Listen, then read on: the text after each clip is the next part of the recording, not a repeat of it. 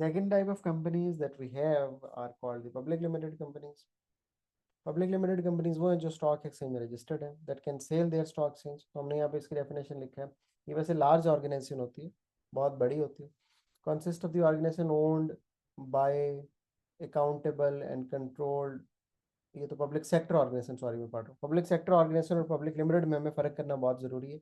Public sector organisation वो होती हैं बेटे जो कि ओन्ड बाय द गवर्नमेंट होती हैं, जबकि पब्लिक लिमिटेड कंपनीज वो ऑर्गेनाइजेशन है जो owned by the private sector होती हैं।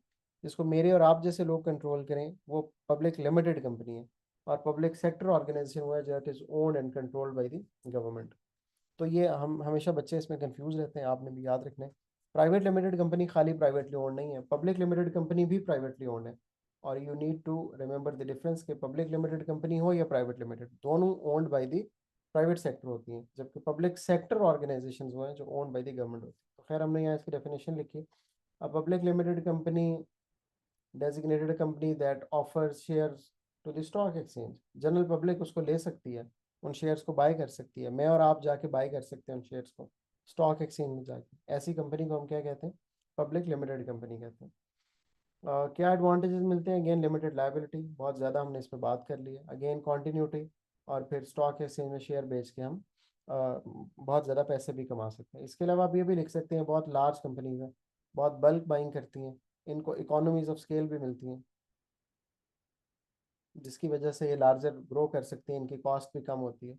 इसके अलावा आप ये भी लिख सकते हैं कि इनका हायर स्टेटस होता है। जो लोग भी कॉन्ट्रैक्ट्स ऑफर करना चाहें वो इन्हीं कंपनीज को ऑफर करते हैं, और as a result of that ये कंपनीज ज़्यादा इजीली ग्रो कर जाती हैं।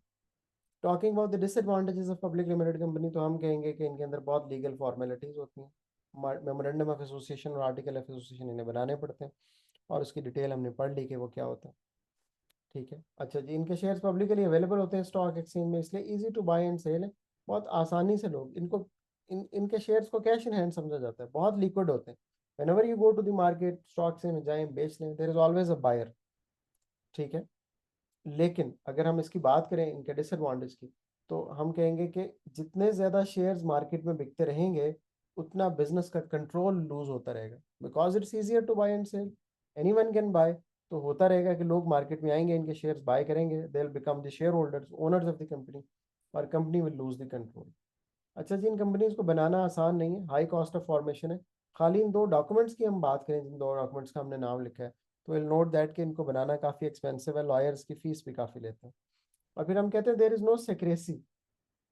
इसका मतलब ये है कि इन्हें अपने अकाउंट पब्लिश करने पड़ते हैं, इन्हें अपनी सारी की सारी जो इन्फॉर्मेशन है उसको पब्लिक करना पड़ता है। लोगों को बताना पड़ता है कि whatever they have done whole year, कितने इन्होंने एक्सपेंसेस इनकर किया, कितना प्रॉफिट अर्न किया, और फिर उसके पे कितने पैसे इन्होंने कमाए, और उसमें से कितने शेयर होल्डर्स को दिए। तो दिस इज, ये इनकी कोई सेक्रेसी नहीं होती, they need to publish their accounts. यहाँ पे एक टर्म भी है इनिशियल पब्लिक ऑफर के नाम से, that is related to the public limited company. जब कोई प्राइवेट लिमिटेड कंपनी पहली दफ़ा पब्लिक लिमिटेड में कन्वर्ट होती है, तो उस वक्त वो जो शेयर्स ऑफर करती है जिस प्राइस पे, उसको हम आईपीओ कहते हैं, इनिशियल पब्लिक ऑफर कहते हैं। तो यहाँ पे मैंने लिखा है refer to the process of offering shares of a private corporation to the public in a new stock issuance for the first time. तो एक सर्टेन प्राइस पे अपने शेयर्स ऑफर करते हैं स्टॉक एक्सचेंज में बेचने के लिए, इसको हम इनिशियल पब्लिक ऑफर कहते हैं।